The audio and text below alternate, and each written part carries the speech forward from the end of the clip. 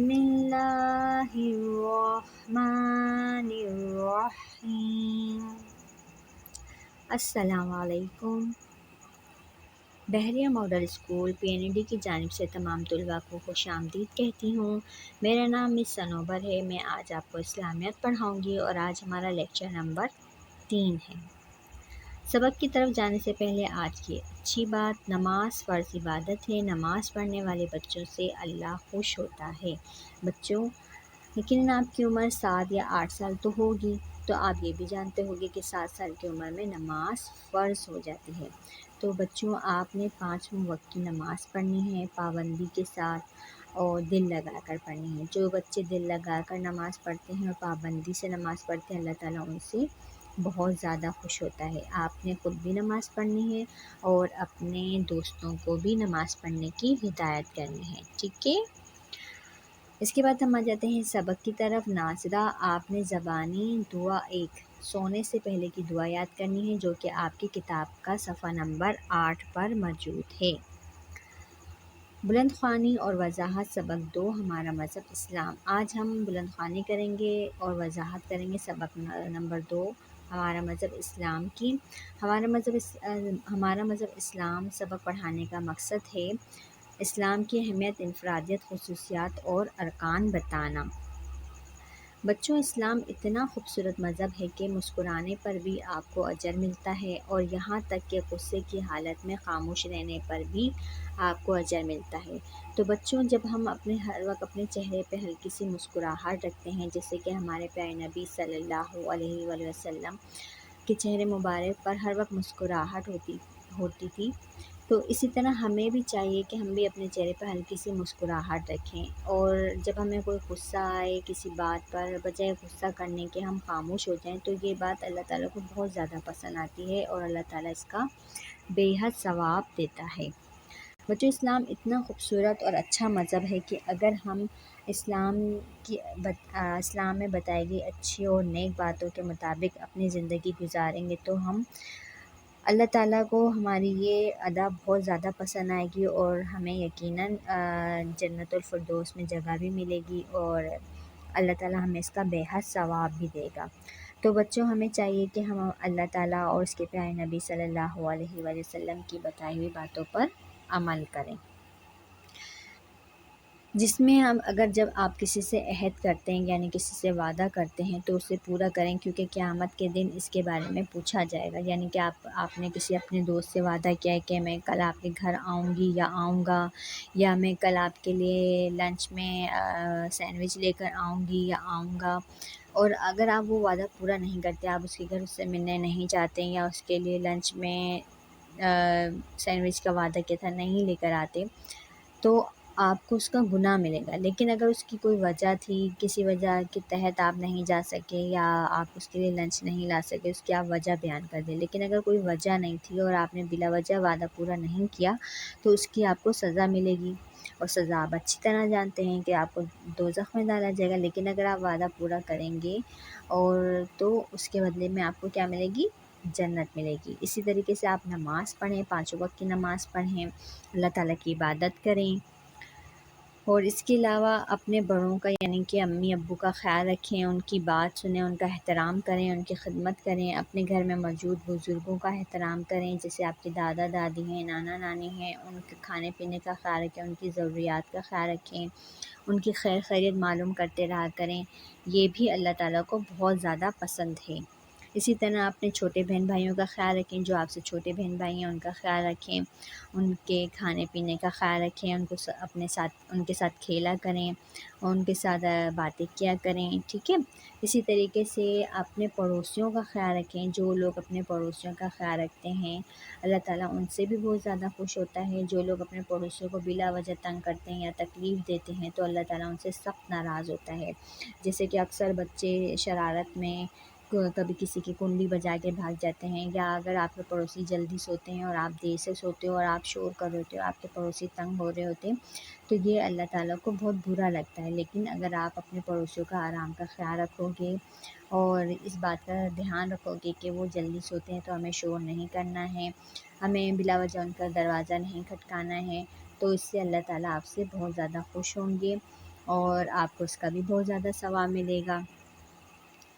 یعنی کہ بچوں، ہر بات میں اللہ تعالیٰ نے ہر اچھی بات پہ ہمیں ثواب دیا ہے۔ اسی طرح جب آپ اپنے استاذہ کا حکم مانتے ہیں، ان کی بتائی ہوئی باتوں پر عمل کرتے ہیں، کہ جیسے ٹیچرس آپ کو اکثر بولتی ہیں کہ بیٹا سچ بولا کریں، جھوٹ نہیں بولا کریں، کسی کی چیز بلا وجہ نہیں اٹھایا کریں، پوچھ کر اٹھایا کریں، اپنے بڑوں کی خدمت کیا کریں، ان کی بات مانا کریں، تو یہ ٹیچرز بھی حکم دے رہی ہوتی ہیں آپ کو، تو آپ کو چاہیے کہ ٹیچرز کا بھی یا اپنے استاذہ کا بھی حکم مانا کریں۔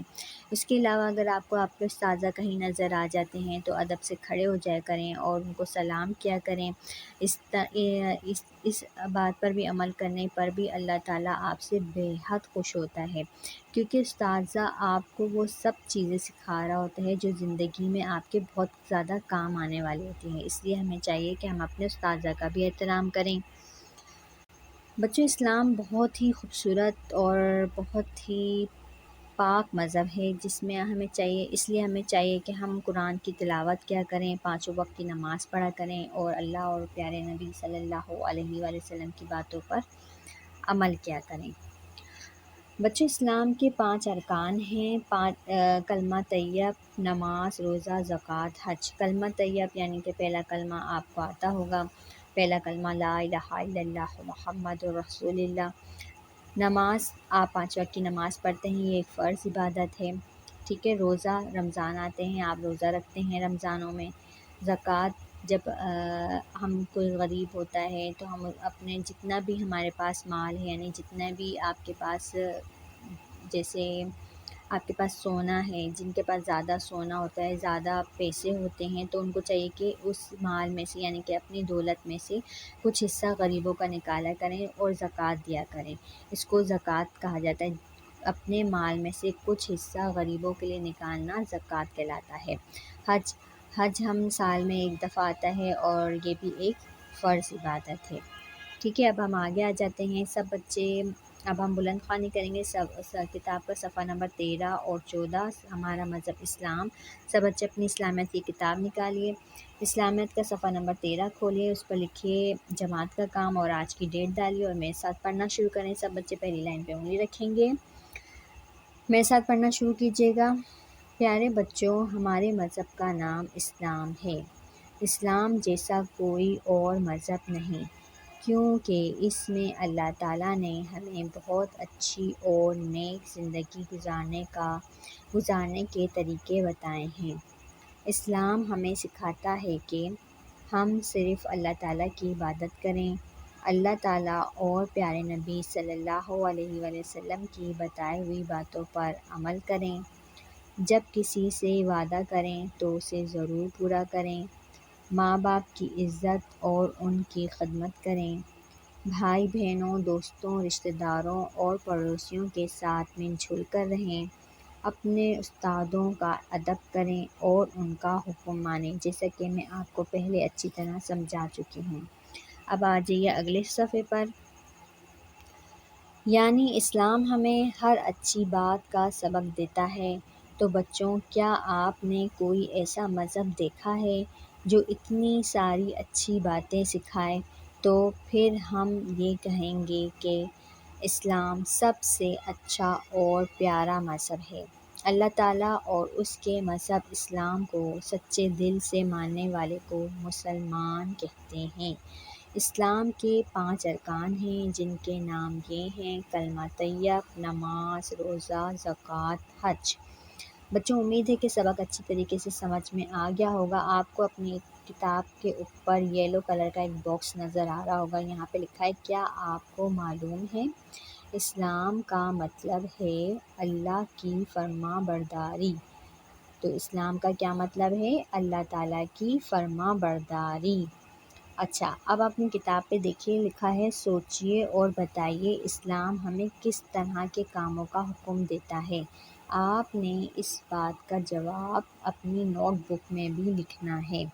جب آپ کتاب میں موجود سوال جواب کریں گے تو اس کے ساتھ سوال نمبر 4 پہ آپ اسلام ہمیں کس کاموں کا حکم دیتا ہے اس کا جواب لکھیں گے۔